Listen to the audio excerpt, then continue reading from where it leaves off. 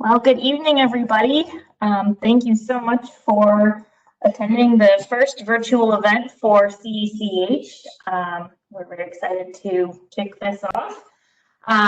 Thank you also to Dean Larry Johnson for taking the time to address our alumni and share some of the things that have been going on in the college. Before we get started, I want to make a few notes about participation. For any questions that you may have, please type them in the chat box and address them to all participants. That way everyone can see who's asking what and we don't have any repeat questions. I have asked Dean Johnson to go through the few slides that we have. There will be plenty of time at the end of the slideshow to have dialogue, so please don't be worried that we won't get to your question. I will be asking him the questions once it's over. However, if there's anything that he's going over during the presentation that you are unclear on or feel a need to comment on, please don't hesitate to type that in the chat box as well, and I'll make sure I can get that clarification for you. Without further ado, I will hand this over to Dean Johnson. He's going to tell you a little bit about himself. And then we're going to get right to it. So go ahead, Larry. I too want to welcome everybody to this afternoon's event. I appreciate everybody taking time to hear a little bit about the college. As Juliana indicated, I have just 4 slides to go through. And then you should have plenty of time for questions. I'm just going to keep going through them. If there's something I say that's not clear, send a note to Juliana. She can stop me, or at the end, there'll be plenty of time to do that. First of all, I don't know how many on the phone that I've met, so we talked about that maybe I should say a few words about myself. I've been a dean for a very long time. In fact, I'm the longest sitting dean at the University of Cincinnati. I became an associate dean in 1993, became dean in 99, and I'm still dean, and it looks like I'm gonna look to be reappointed for another 3-year term, which would be another 4 years. That's probably close to 30 years as dean or associate dean. That's probably enough. My background is in special education and Head Start. I've worked with kids with acting out behaviors. And then I worked for a long time in the Head Start network, managing Head Start programs and other kinds of things, and eventually found my way to higher education, came here as a department head, quickly became an associate dean. And then, like I said, I've been dean since 1999. To tell you a little bit about the college, how about the next slide, please? So we're one of the most diverse colleges within the university. We're the 2nd largest college, and we're both diverse in terms that we have the most diverse set of faculty from different cultural backgrounds. We have probably arts and sciences is more diverse in their programs, but we're pretty diverse as well. We are made up of 4 schools. One is the School of Education, which has your traditional kinds of things like, to study to be an early childhood teacher or an elementary teacher, secondary to be a principal, et cetera. And then we have a School of Criminal Justice that focuses on policing and training people for the correction system, as well as legal assisting. The School of Human Services is also very diverse. They have counselors, they have school psychologists, we have health promotion, we have addictions counseling, we have sports administration, very, very diverse group. And then the School of IT is a group that focuses on helping individuals use technology. Now, how these schools all fit together is actually a better fit than you might think. All of these schools focus on providing expertise for individuals that are going to go in, be professionals within the community, and help people succeed. Human services helps people, with social development and dealing with crises. Criminal justice helps people focusing on the correction systems, and we do a lot of things about how to prevent crime.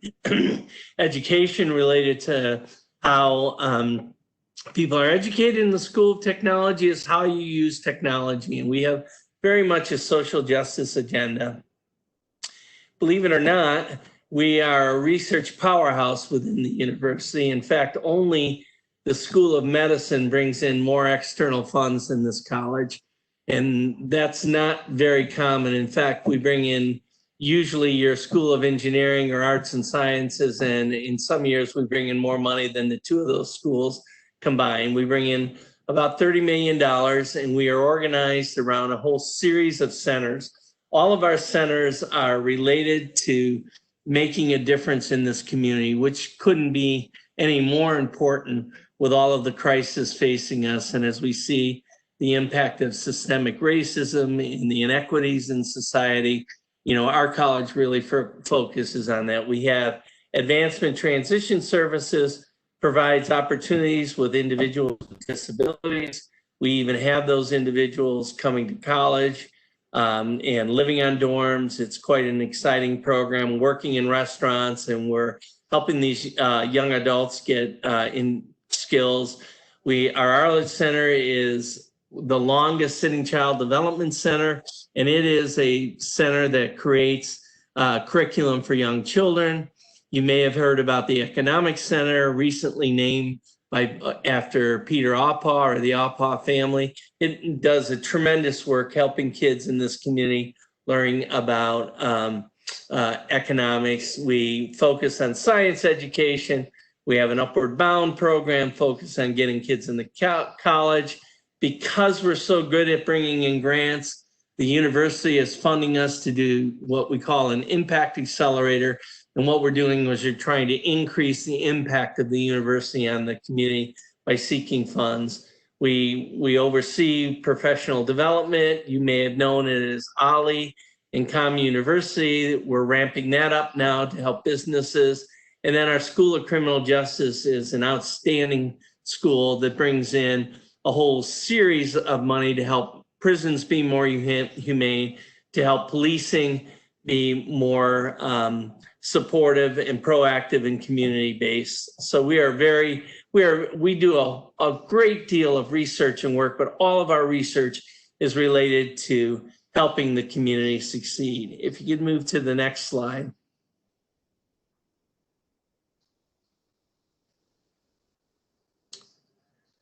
So actually, this is a very small, and if you go on our website, you will see that there's over 40 accolades that our programs in our college have received, in the top 100, top 50, top 10, and they picked out a few here. In the School of Education was identified as the best online education program, had one of the best early childhood programs in the state. There's other things that they do extremely well. Criminal justice is one of the top rated programs. In fact, US News, it's not listed here, but US News rated them number 3. They're second in e-learning, top 5 as a overall program by successful student. School of Human Services, addictions program is top notch. The school psychology program is extremely strong. And then the information technology program just became one of the top 10 best programs in the country. And it's the only ABET accredited program within the state of Ohio, and they're a real leader. So let me talk to you, because part of what they did, and we can go over the successes and the great things that we do in this college later, but they asked me to address some of the challenges recently facing the college. So if you could go to the next slide. So there has been, and anybody paying attention to the literature and the TV and watching, in fact, I have a TV station now news station going over these things. There's been some just really major things that has hit our country, and I think going to change who we are as a country. And they actually overlap with one another. So the COVID-19 crisis hit us, whether it should have been unexpectedly, it was. And in fact, in the university, we had in the spring semester, the decision was made to move all of our programs online, and we had 8 days to do that. Fortunately, this college is one of the leaders of online education. We actually have a design center. We have all kinds of things that we do to support innovative instruction. And in fact, to be honest with you, my young faculty that I hire, I have to fight with them to keep their courses from being completely online. So because they're technology natives, and even the young students are natives. That's not to say we don't have lots of face-to-face experiences. In fact, I have some programs where kids live in the dorms, they meet with professors, but when they do their instruction, it's online. So since most of our college was already online in some way, and those courses that we were in that. But many faculty were very frightened. At first they talked about how few ventilators we had, and we talked about the rising death toll, and we had to figure out how all of us would start working from home, which is, given I'm over 65 years old, having people work at home was not something I really supported in the past. Now we've done really well, but we all had to do that. We had to figure out accountabilities, and we have a very highly interactive. You can probably see behind me all the jars. I'm probably one of the few deans that has set up their home office in a kitchen. I do cooking. If you've ever come to all of our events, I cook for people. I enter cooking contests, and we're all about doing touchy-feely kinds of things to make this feel like a home. What overlapped with that was the whole racism and social inequality that just seems to be incredibly resilient. No matter how many times we try to strip that out of society, it seems to always find its way back. And maybe this is a time. You saw immediately that COVID-19 was disproportionately hurting the Black community. In fact, beyond the Black community, low-income community, brown people that don't have the people I would call that are challenged by society, those people that don't have the same kinds of things. And then we saw, deaths, the police going way beyond where they should go. And I'm not trying to make political statements. You've seen them. I've seen it. It goes on, and it just seems to continue to happen.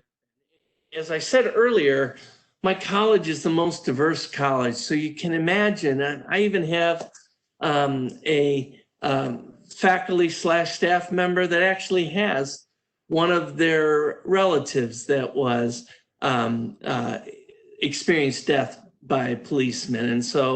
And we all know her, and we know the impact. So you can see that what kind of emotional stress that this caused within the college. At the same time, COVID-19 incredibly impacted the university. When we had to empty out the university, we sent people home. People got refunds on their housing, as well they should. People didn't eat in the restaurants and the various things, as well they should get that. They didn't have to pay for parking, but all of those are a rest on your bottom operation, that those operations are budgeted to bring in enough money to offset costs. So before long, we had lost $40–50 million as a university because of that. And then the state cut all of university entities by 20%. Before long, we were over $100 million in the hole in trying to do that, in trying to survive. So each college was expected to absorb a 20% budget cut this year and a 10% budget cut next year. Like I said, I'm the longest sitting dean within the university.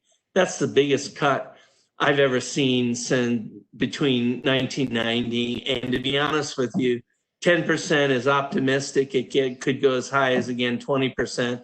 It could be over the next 2 or 3 years, I would lose 50% of the budget to operate the college. And every university within the state is experiencing the same thing. So these were some major challenges facing the opportunity. If you could move to the next slide. So the first thing that I did was set some goals with input from the university or input from my faculty and staff to basically say, and this was before the whole, the racism and social equality, inequality, so it became evident. It was to first, I wanted to keep the college community safe. I wanted our students to be safe. I wanted faculty to be safe.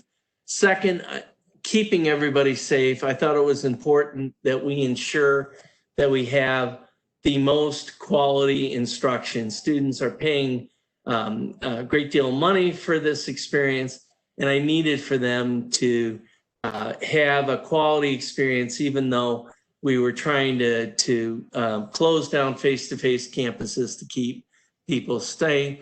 And it really needed to be a productive learning experience. And that goes beyond what happens in the classroom, how we deal with internships, how we deal with co-op, and how do we find things for that. And I wanted people to be, to know that the spring was not the end all. The spring was the beginning of it all, and that we should be focusing on the first. As I said, we moved all our classes to remote within 8 days.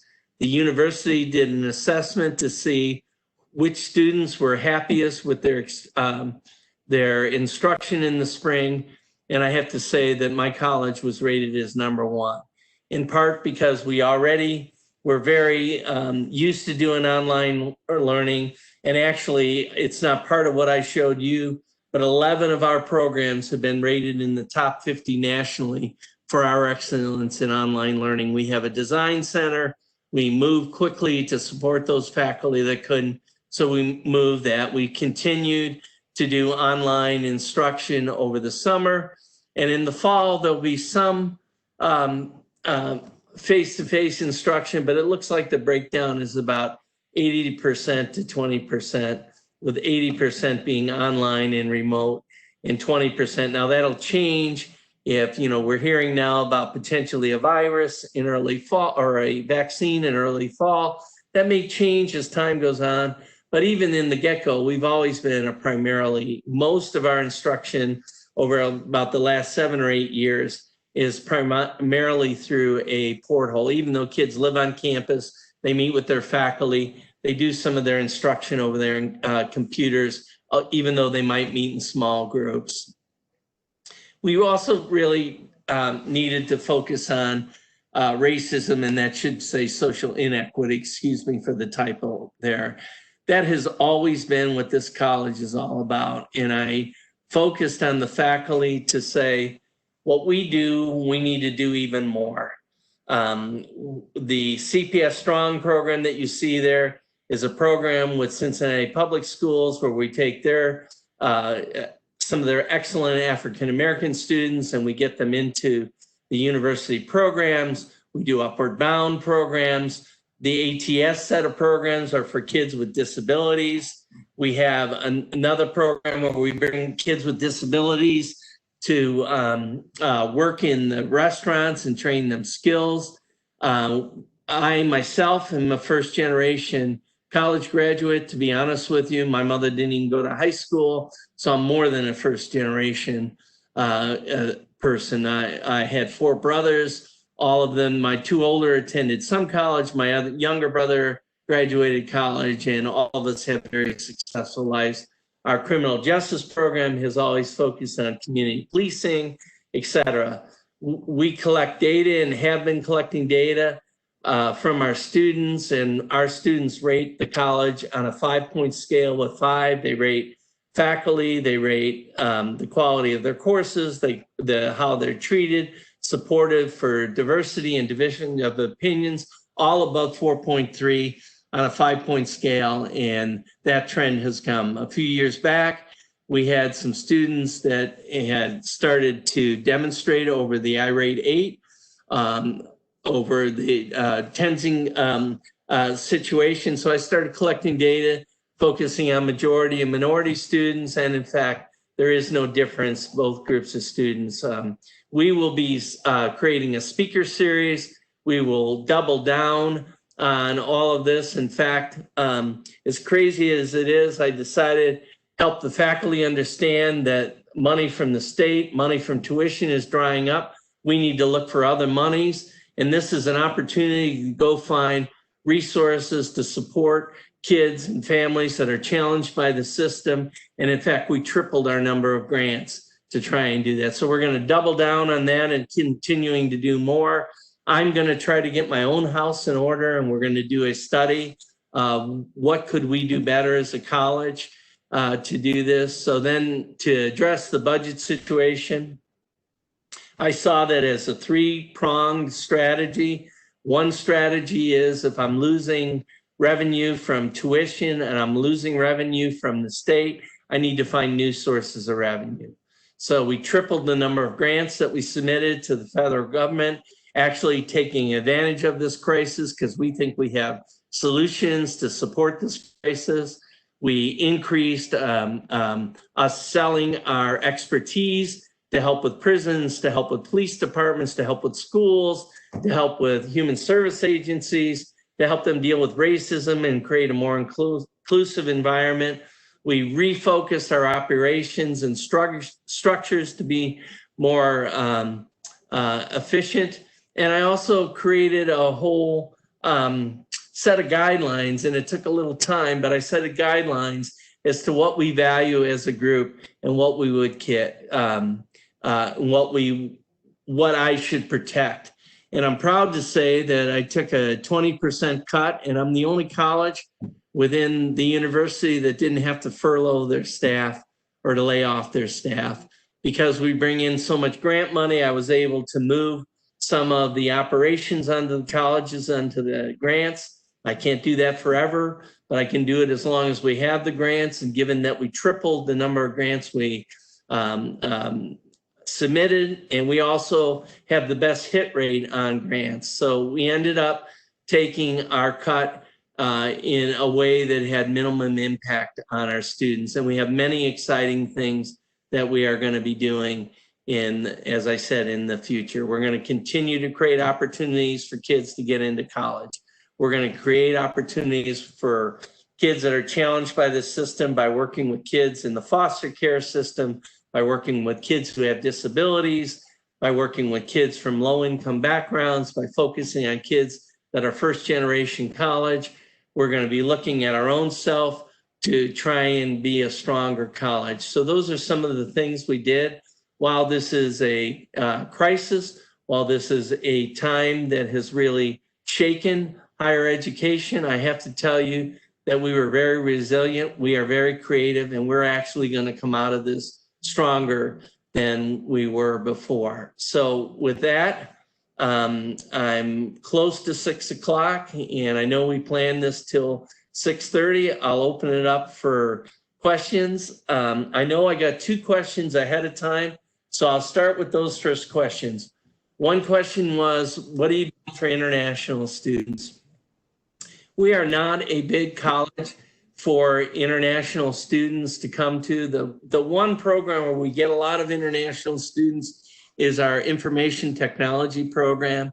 And we have created a portal so that the international students, wherever they are, can continue to do their work and continue to move forward with their degree. A second question I got was, what do we do in our teacher education program to make sure that students are armed with the skills and disposition they need to combat racism and to create opportunities in the school? Before this has been and before even I came here as an institution, this has been a focus. Certainly these events are going to make us look inside to see what we can do better. But we have a whole series of classes focused on issues of race, issues of inequity, issues of poverty issues. And there's a number of groups. I like to use the terms children challenged by the system. If you're some individual with a disability and all of a sudden you had to do all your work through a computer, you probably didn't get the best group. If you got your first generation, you don't necessarily have parents that know a lot about college, even though they're loving parents, you maybe struggled more in this. So there's a whole group of children and family that are challenged by the system. And then you overlap some of that with issues of race and things. So we have always had that as a big focus. We make sure that all of our students, all of our teachers have experiences within the urban environment. They can't graduate out of our program without making sure that they've taught in the urban environment, had experiences. So those are a couple of things that we do. And like I said, I have the most diverse college. So we have faculty models, not as many as we should, but we have faculty models that kids can mentor with and partner with. So with that, I'll open it up for other questions.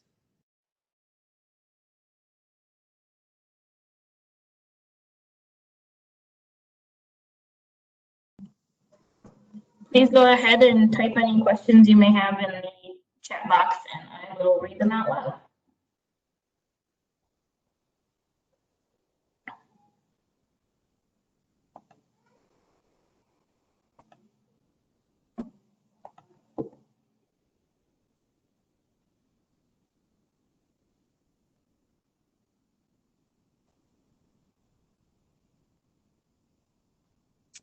Somebody's got to be first. There's got to be something I said that needs clarification.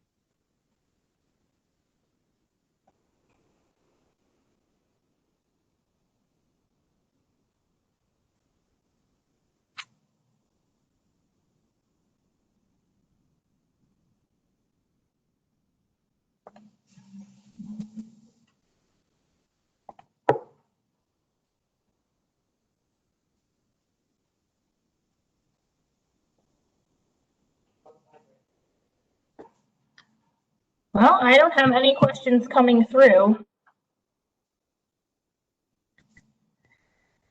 So you must have done a pretty good job of talking. I don't know about that. Well, I want to thank everybody for being on. If there's anything that at another time you'd like to answer a question, my email is Lawrence, LAWRENCE .Johnson, JOHNSONC.edu. That's lawrence.johnson@uc.edu. I'm thrilled that you're an alumni of this college. We have about 44,000 living alumni. Juliana does a great job interfacing with the alumni. And if there's anything that I can ever help you with related to the programs in the college, please feel free to contact me at any time. So with that, I'll give you one more chance. I'll give a 30-second wait time. And then after that, I'll thank you very much for spending, part of your dinner time with me, and wish you a good meal this evening. I wish I could cook it for you.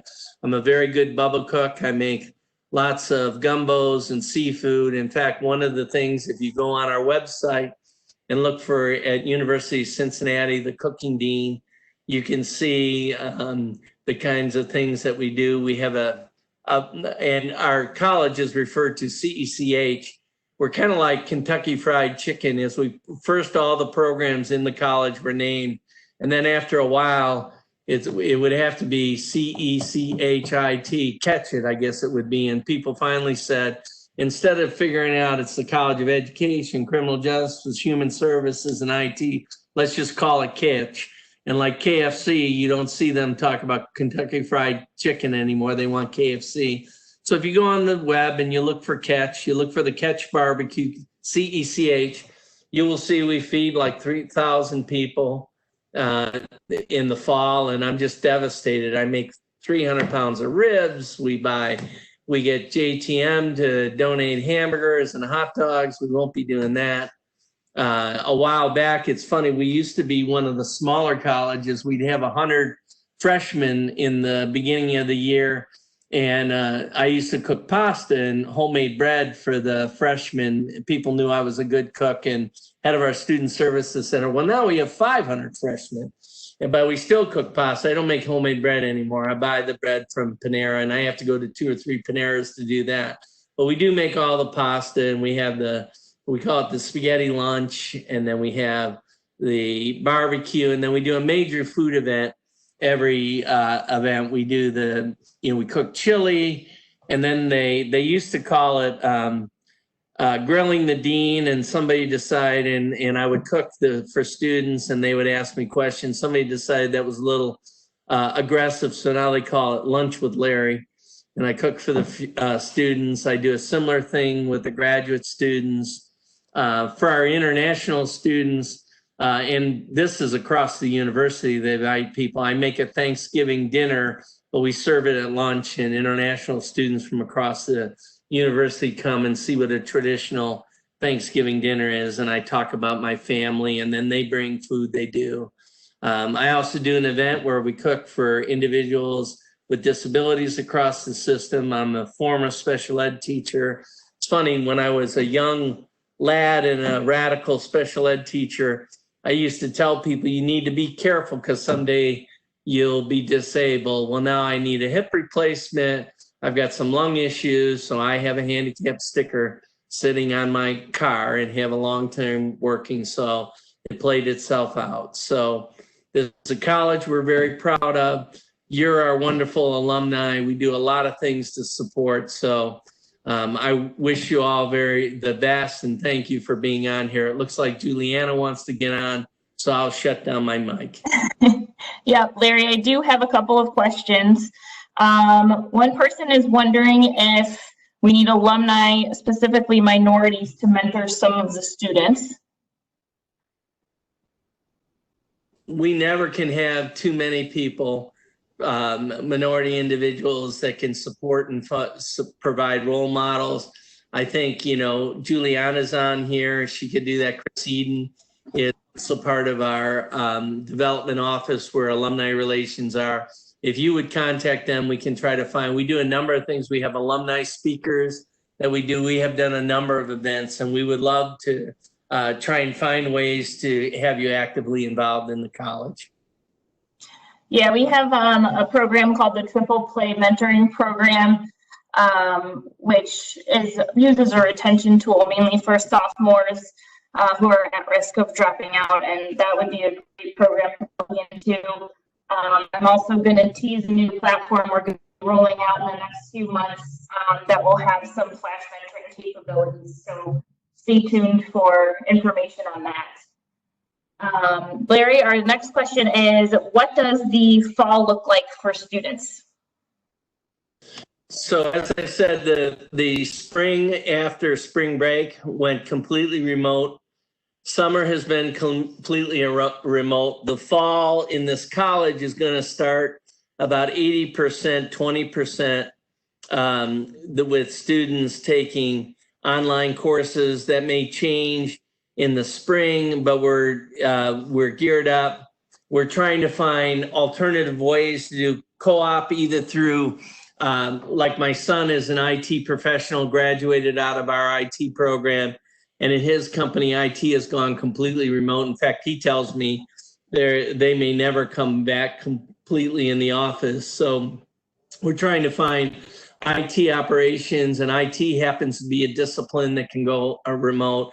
We're trying to find good practicum situations. Even there, we've seen change. I have a background in counseling, and for a long time, counseling thought, in a long time, like 2 years ago, thought you couldn't be doing counseling through this kind of technology, and all of those services had to go remote. Now they're finding out that in some ways it's as effective or more effective because people are. So we're trying to find good quality experiences, and then we're looking for agencies that are opening and doing the appropriate social disciplining. There's going to be some kids living in the dorms, but the capability of living in the dorms is going to be down. And it's going to be hard by the guidelines for the state as to how I have to social distance. Like I have a lecture class that seats 120 seats. I can only get 20 people in there. And classes that seat like 20, I can only get like 8 in there. So there's going to be, my ability by the physical space is going to be limited until the state loosens up on some of the regulations. So right now we're about 80-20 with, some face-to-face instruction, some kids living in the dorms, but not nearly. And in fact, the idea for the program came out of our college. The university is implementing a program called Start Where You Are, where parents and kids are allowed to, instead of, they're helping kids get out of their dorm contracts and things. If you feel uncomfortable, you don't have to sit out a year. You can start and then come back. Our programs won't be like this forever. This is just as a result of the coronavirus that we have now. And as you saw, we're seeing an influx, and we're seeing actually, unfortunately, an influx in Hamilton County here of the cases. So it's going to dictate what the virus does. And I will note that our Assistant Dean for Diversity and Inclusion, Josie Evans Phillips, is on here, and she is very much advocating for more alumni to be involved in their triple play mentoring program. So please feel free to email me if you would like more information on that program, and I can send you the link to the program and the sign-up sheet. You should all have my email, hopefully. All right, are there any more questions at this point?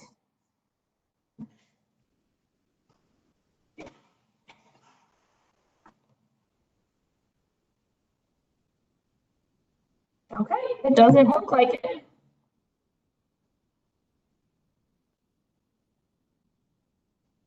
So I think that's a wrap. So thank everyone very much for signing on and listening to what we have to say. And if you have any questions or would like to participate in further discussion on any topic that we've gone over, or if there's other information you would like us to share via this format or some other format, please let us know. This is a new world for all of us in a lot of ways, and we're trying to figure out the best ways to stay in touch, to communicate, and keep everybody connected and provide the resources that they need to navigate our new virtual world. So thank you everybody again, and have a very nice evening. Yeah, thank you all very much. Have a great evening, and thank you for being a part of our college.